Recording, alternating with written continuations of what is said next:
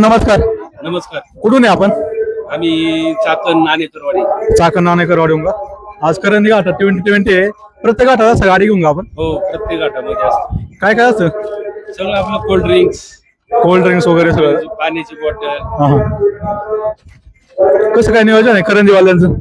नियोजन एक नंबर आहे. एक नंबर नियोजन. आज वैभव टोकळे यांचं नियोजन होतं आणि पहिल्यांदाच शिरूर मध्ये यात्रा भरली होती.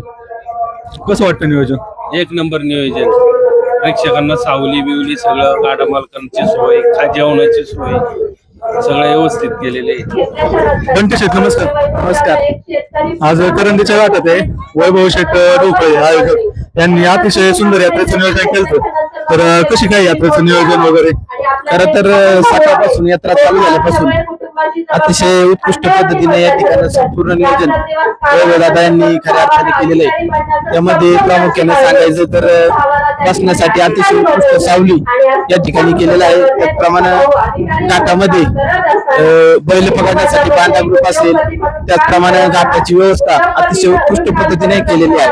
अतिशय उत्कृष्ट नियोजन या ठिकाणी वैभव दादांनी केलेलं आहे. आज भरपूर टॉपचे गाडी होते.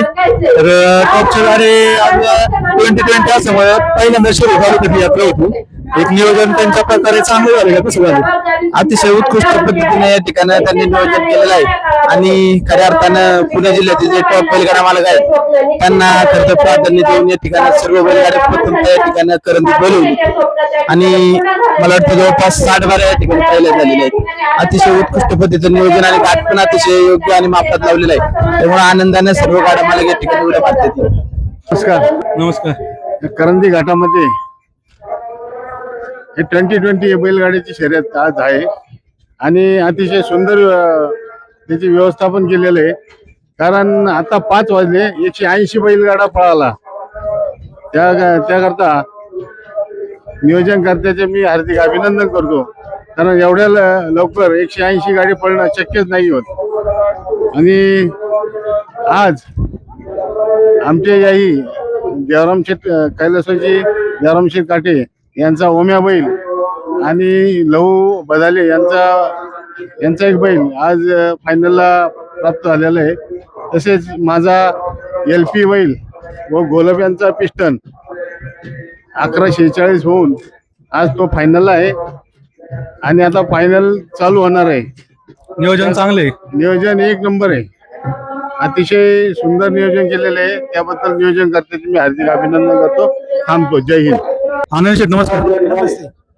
कसं आहे करंदी घाटामध्ये 2020चं नियोजन आहे. प्रथम शिरूर तालुक्यात यात्रा भरली. नियोजन कसं होतं? त्यांनी शिरूर तालुक्याचं नियोजन एकदम एक नंबर झालं. पण नियोजन एक नंबर झालं. निर्णयाच्या बाबतीत पण वाले असतील, निशाणवाले असतील, सगळ्यांनी काम एक नंबर केलं. त्यात सर्व यात्रा कमिटीने भरभरून सगळ्या गोष्टीकडे लक्ष दिल्यामुळं यात्रा चांगली पार पडली. पाहुणा नमस्कार. नमस्कार. कुठून आलेला आपण? दोघसांगवीवरून का? शिरूर तालुकाच ना? शिरूर तालुका.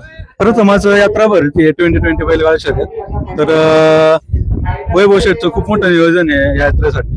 कसं काय नियोजन आहे? नियोजन क्वालिटी आळ बंधनकारी. बैल कसाच बाहेर जात नाही, किती बैल आडा असू बाहेर जात नाही. महत्वाचं एवढं ऊन असताना सुद्धा यात्रेला, कोणत्याच यात्रेला किती मोठी यात्रा असली तरी एवढं पब्लिक कोणत्याच यात्रेला नव्हतं आता. पण ही यात्रा एवढी भारी भरली की यात्रेला पब्लिक नाही, तमाम पब्लिक यात्रेला आता. 2020 बैलगाडा शर्यत आहे. शर्यत एक नंबर म्हणजे टॉप नियोजन झाले शिरूर तालुक्यात आता. पाहुणा नमस्कार. नमस्कार, नाव सांगा पहिल्यांदा. मी राहुल भोसले बंदवाडी बोलतो महाराज बैलगाडा संघटना. आज कोणती कोणती बैल आणली होती? मी आमचं अध्यक्ष दादा बैलगाडा संघटनेचा हरण्या तो घेऊन आलो होतो.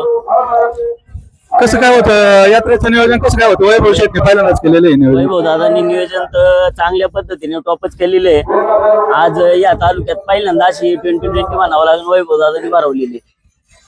200 गाड्या एका दिवसात पळून पण फायनलला, 5 वाजता गाडीवर पण फायनलला वेळात टायमिंग मध्ये चालू झाली. 5 वाजेपर्यंत 200 गाडी झाल्या.